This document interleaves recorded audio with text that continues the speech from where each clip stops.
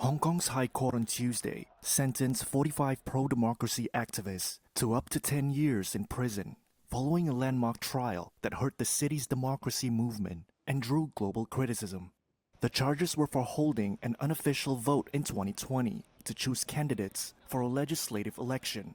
47 pro-democracy activists were arrested and charged in 2021 under Beijing's national security law. Prosecutors accused the activists of conspiracy to commit subversion. One of them is former legal scholar Benny Tai.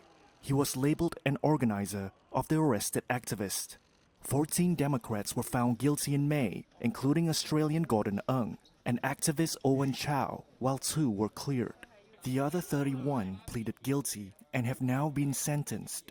In the early hours of Tuesday morning, supporters were waiting for the verdict outside the West Kowloon Magistrates Court. Police set up tight security as hundreds lined up with umbrellas in the light rain to get a seat in the main courtroom and overflow areas.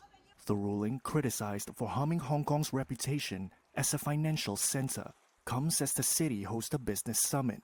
But the Chinese and Hong Kong governments say the national security laws were needed after the 2019 pro-democracy protest and the activists were treated in accordance with local laws. Some Western governments have criticized the activists' treatment, with the U.S. calling it politically motivated. U.S. President-elect Donald Trump's nominee for Secretary of State, Marco Rubio, has strongly criticized the trial.